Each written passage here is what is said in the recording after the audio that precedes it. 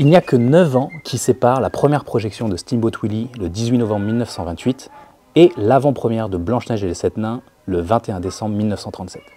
9 ans seulement entre les deux films, entre l'animation encore primitive de Mickey et le premier long métrage d'animation de l'histoire, avec une Blanche-Neige à laquelle le public peut s'identifier parce qu'elle est réaliste. Elle parle, elle chante, elle danse, avec 7 petits bonhommes cartoon plein de vie, et le tout en couleur. Et il existe un parallèle assez marrant avec Pixar et la 3D. Il y a exactement le même nombre d'années entre Luxo Junior et Toy Story, les Steamboat Willie et Blanche-Neige de la 3D. Et c'est marrant de voir comment le court-métrage qui a fait le succès du studio est à chaque fois devenu son logo. Mais surtout, ce que je remarque, c'est que d'un point de vue purement de l'évolution visuelle, il y a beaucoup moins de différence entre un Luxo Junior et un Toy Story qu'entre un Steamboat Willie et un Blanche-Neige. Pour moi, ce qui a été créé par Walt Disney et son équipe entre 1928 et 1937 est phénoménal et fondamental, parce que ce sont des principes qu'on utilise encore aujourd'hui. Tout est parti d'un mémo interne que Walt envoya à Don Graham, le prof de dessin du studio, le 23 décembre 1935, exactement 44 ans avant la naissance de ma femme.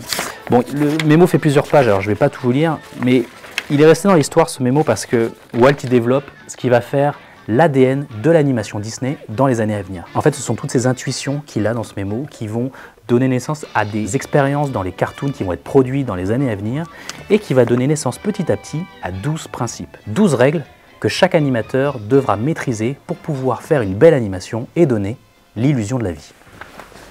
Bienvenue dans cette nouvelle série de vidéos en partie financée par le CNC où nous allons voir les 12 règles d'or de l'animation. Voilà, ça va être une vidéo par principe et à chaque fois nous irons voir un animateur français qui travaille dans les plus grands studios du monde comme Disney, Pixar, DreamWorks, Illumination, Skydance et même Google. Et on leur demandera comment ils appliquent ces principes dans leur travail, comment ils partent d'une règle technique pour en faire une intention artistique. T'es bien dans les 12 règles d'or de l'animation, check ma nouvelle intro.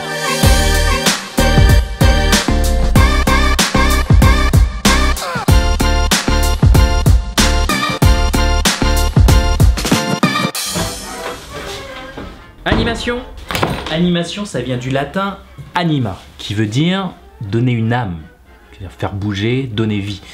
Il y a quelque chose quand même d'assez mystique dans l'animation. C'est presque une religion, quoi. Et le dieu de cette religion, c'est sans conteste Walt Disney. Et il avait ses apôtres, hein, les Nine Old Men, les 9 vieux sages qui étaient un petit peu les vétérans du studio, dont 2 en particulier, Saint Frank et Saint Holly. J'ai nommé Frank Thomas et Holly Johnston, qui ont rapporté la bonne parole dans une Bible, The Illusion of Life. Et forcément, dans cette Bible, on y trouve les 12 commandements pour nous aider à créer l'illusion de la vie. Donc si on ouvre cette Bible, chapitre 3, verset 1, nous voyons le premier de ces 12 commandements, le squash and stretch, décrit comme, de loin, la plus importante des découvertes. Le principe du squash and stretch veut dire, en français, la compression et l'étirement. Okay, donc en fait, ça parle de la flexibilité d'un objet ou d'un personnage. Plus un objet se déforme, plus il est flexible. Et moins il se déforme, plus il est rigide. Et la vie, elle vient de la flexibilité de la chair, en fait. Et dans l'esprit collectif, le rigide est plutôt associé à l'inanimé, à l'objet, au non-vivant, en fait. C'est pour ça que quand on meurt, en fait, on se rigidifie. Et après, il ne reste plus que de nous que la partie la plus rigide de notre corps, c'est-à-dire notre squelette. Sauf dans la danse macabre, où il commence à y avoir un début de squash and stretch pour rendre les squelettes vivants.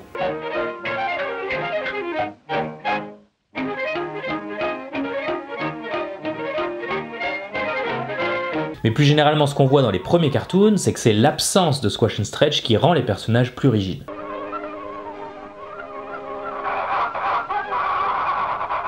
Alors en général, pour expliquer ce principe, on passe toujours par l'exercice de la bouncing ball, de la balle rebondissante. Ah mais alors, pour tous ceux qui râlent en permanence sur TikTok là, et les formats courts que je parle franglais, franchement regardez pas cette série parce que vous allez mourir. Voilà, donc je vais animer une balle qui bounce. Bon, je fais d'abord une grille de perce. Voilà, je fais ma balle. Je vais la dupliquer à chaque fois et la déplacer pour la faire rebondir sur le sol. Hop, hop, hop. Voilà, c'est le point de contact. Et elle part dans l'autre sens. Comme ça.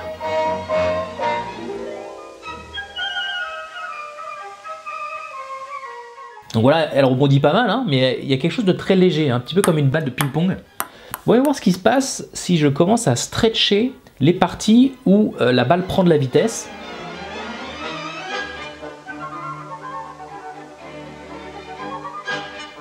Voilà, comme ça. Et si je la squash quand elle rentre en contact avec le sol.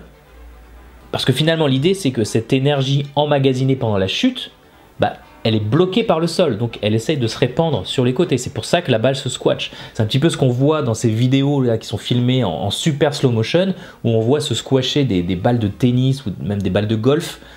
C'est hyper impressionnant, regardez.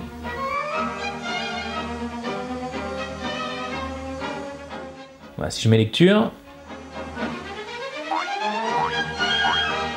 Donc là, on voit, on arrive à beaucoup mieux visualiser l'action en fait, hein, parce qu'il y a une sorte de liant qui se fait entre les dessins.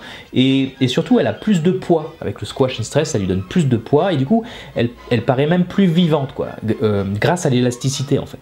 Donc, vous voyez voir comment on peut appliquer ce principe à un personnage. Donc, par exemple, dans ce plan d'Aladin,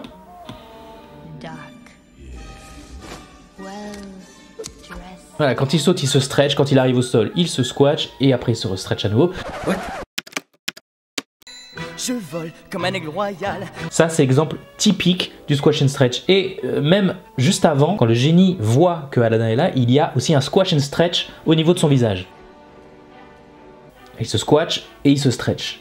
Donc ça, c'est un truc typique du cartoon, hein, et c'est quelque chose qui est beaucoup plus difficile à faire en stop motion parce que les marionnettes sont beaucoup plus rigides, hein, elles sont plus solides, donc c'est difficile en fait de les déformer pour faire des squash and stretch. Donc, si on revient à notre balle rebondissante, l'erreur qu'on fait en général quand on fait l'exercice pour la première fois, c'est que quand on stretch la balle, on l'étire un petit peu comme une chaussette. Alors qu'en fait, le truc le plus important à retenir, c'est que dans le principe du squash and stretch, il faut toujours conserver l'intégrité de la masse qu'on déforme. Okay, donc si jamais elle s'étire, alors il faut aussi qu'elle devienne plus étroite. Et si elle se compresse en largeur, alors elle doit aussi devenir plus fine. Donc la balle se déforme, mais son volume, lui, ne change pas.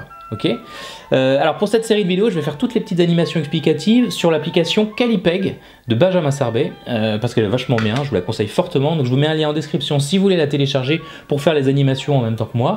Et c'est drôle parce que Benjamin Sarbet, on s'est rencontrés pour la première fois d'une façon complètement lunaire, parce qu'on était à l'autre bout de la planète, à Los Angeles pour la Lightbox Expo. Et c'est drôle parce que à la Lightbox Expo, j'ai rencontré aussi d'autres personnes, dont des légendes de l'animation comme Tony Bancroft, qui est le réalisateur de Mulan, et Aaron Blaise, qui est animateur sur La Belle et la Bête, Le Roi Lion, et qui a réalisé Frères des Ours. Et j'en ai profité pour demander à ces deux légendes de Disney ce qu'ils pensaient du squash and stretch. Allez, on s'envole pour Los Angeles.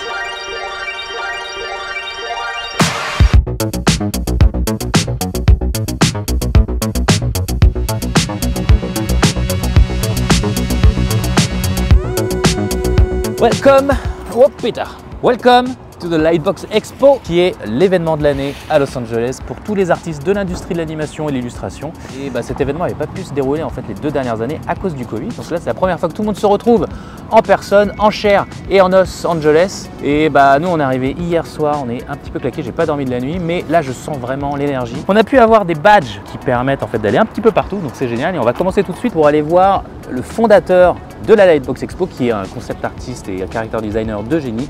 C'est Bobby Chiu. On va lui demander de nous en dire un peu plus sur la Lightbox Expo. Lightbox Expo.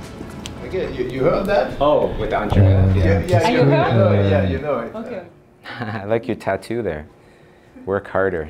What what you said. Yeah. See this? It says, punch laziness in the face. Hi, my name is Bobby Chiu and I'm an artist. I do many things. I have my own studio. I have my own online school. In fact, the first online school ever in the world. And I also run a convention, Lightbox Expo, where you go to meet the artists behind your favorite movies, television, animation, illustration, who designed Baby Yoda. Come to Lightbox and meet Christian Olsman, things like that. The motivation for me behind Lightbox Expo was really to build a home for my community, the artists behind all the entertainment that we all love. Wouldn't you love to meet these people that are behind your favorite TV shows and things like that? And that's our goal, to put the spotlight on them as I really feel like they deserve.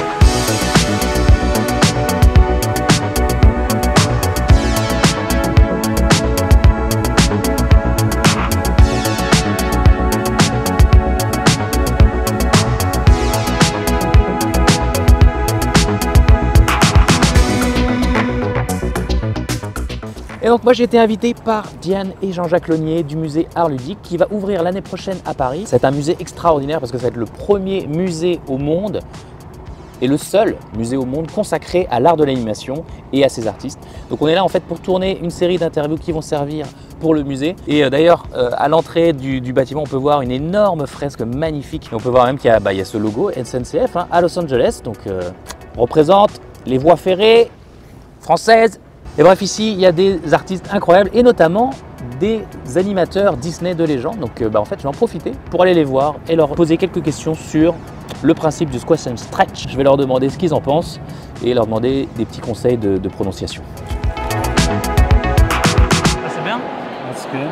Tony Bancroft, thank you so much for the interview. It's nice to be here. We're at Lightbox Expo. It's crazy. Yeah, I wanted to ask you about the first rules of squash and stretch. Yes, one of the 12 principles. Is the most important or?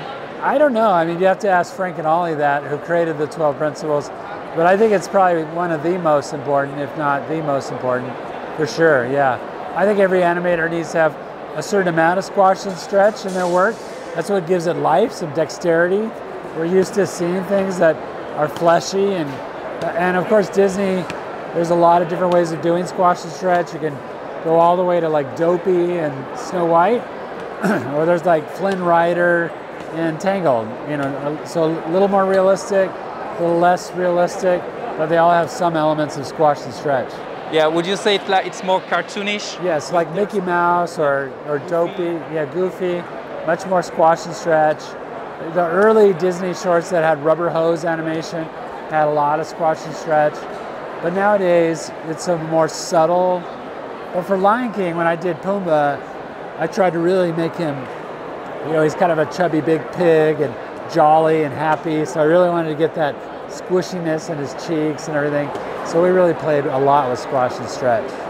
Yeah, because we always use the bouncing ball example. Yeah. But you can use it like for the facial expression, you can use it for everything. For everything, yeah. I tell my students all the time that we use squash and stretch in anticipations a lot of times. Even just a character like that's going to turn its head in a broad way. You might squash a little bit and then look over here and get a really big stretch. So it could be for expressions, takes, all kinds of things. I mean, technically, even throwing a ball, you have to squash your arm before you release the ball into a stretch. So even just, you know, being able to squash an arm and then stretch it again is considered squash and stretch. Yeah, do you have one favorite? I mean, I actually like solid drawing a lot. I've been, with my students, I try and really work hard on the appeal and the solid drawing of the characters. Because to me, that's where believability comes from. If we could draw, as animators, if we could draw a character very solid, their head rotates, it really looks like it really exists. Even in a fantasy world, it has to really feel like it exists in that world. And it's solid drawing that really gives us that. Yeah, and it really works with the appeal that you said, like it's the last one. Right, yeah, and it's very connected to appeal. You got to have solid drawing to have appeal in your drawings also. Thank you so much, Tony. Thank you. Bye now. Did you get us together? Oh yeah. This guy. So my name is Aaron Blaze, and I've been an animator and professional artist for 40 years, been an animator for 35 years. 21 of those years were spent at Walt Disney Feature Animation, where I was an animator and worked on films like Beauty and the Beast and Aladdin, Pocahontas, Mulan, The Lion King, and did some Roger Rabbit, did a Goofy short called How to House, and I directed Brother Bear. You will join me for dinner. That's not a request. You know, I don't know that there is a most important, although squash and stretch is probably the most, it's the one I use the most, you know, as an animator. But you can't, they're all on equal footing. They all are intertwined. They're locked into one another. Yeah. You know, they really are. They all have equal importance in my mind. But like I said, squash and stretch is the most commonly used of the 12 principles. I'm always, you know, as I'm moving something, I'm stretching it out, I'm squashing it. If I have an change of expression, I'm squashing that expression or opening that expression. These are all, you know, even though I'm playing with expressions, it's still squash and stretch. It's still, you know, the bouncing ball. It's those primary fundamentals, and that one's probably the most used. Yeah. Thank you so much. Yeah, my pleasure. Thanks.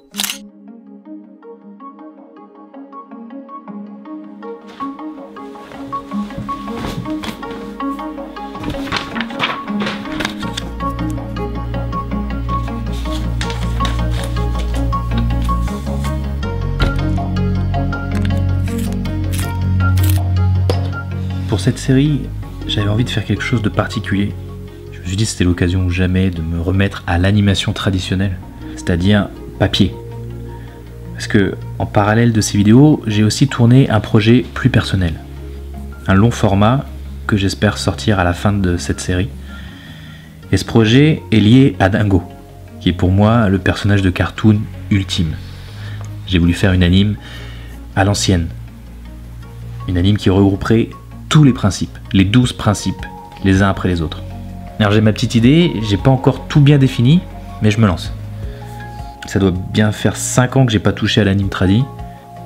Bon, je commence par une pose très classique de Dingo, qui pose comme ça en regardant la caméra. Et forcément, je dois commencer par la première règle, le squash and stretch. Et une des applications du squash and stretch les plus typiques du cartoon, c'est ce qu'on appelle le take. C'est ce qu'on a vu tout à l'heure avec le génie d'Aladin. Quand un personnage réalise quelque chose, il est surpris par quelque chose. Et alors le squash and stretch se passe principalement au niveau du visage. Et donc là, Dingo va avoir la réalisation qu'il doit commencer à mettre en pratique les 12 règles. Le personnage est d'abord dans une pose neutre. Bon, là en l'occurrence il sourit, mais il intègre l'information, puis il passe à une pose compressée.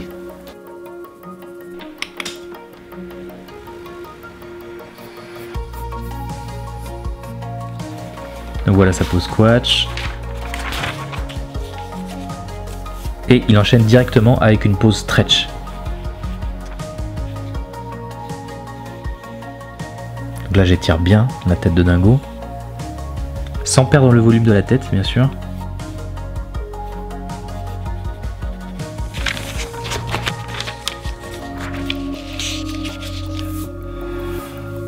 Et puis bon, on va revenir à une pose étonné, mais moins stretché. Il a réalisé quelque chose, mais il est encore un peu sous le coup de l'émotion.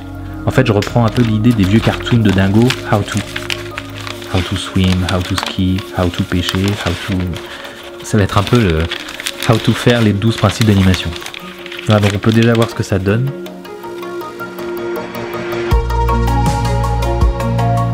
C'est que le début, hein. Je vais peaufiner ça et je vais continuer cette anime au fil de toutes les vidéos de cette série. Et vous pourrez voir l'animation finale lors de la dernière vidéo. Bon, si vous êtes resté jusqu'au bout de cette vidéo, merci. J'espère qu'elle n'était pas trop stretchée. Pour vous remercier, j'ai une annonce à vous faire. Je prépare un cours, une formation d'animation. Voilà. Et comme pour ma formation de dessin de personnage, je veux qu'elle soit bien, ça va prendre un peu de temps. Mais si vous voulez avoir plus d'infos, si vous voulez suivre son évolution et même peut-être participer à son élaboration, il y a un lien en description pour vous inscrire et pour en savoir plus. Aussi, n'hésitez pas à me dire en commentaire ce que vous avez pensé de cette vidéo, si ce nouveau format vous plaît, ce que vous attendez peut-être pour les prochains épisodes. Dites-le moi en commentaire, j'essaierai de répondre à vos messages. Et puis du coup, on se donne rendez-vous pour le prochain épisode, pour le prochain principe. Ciao!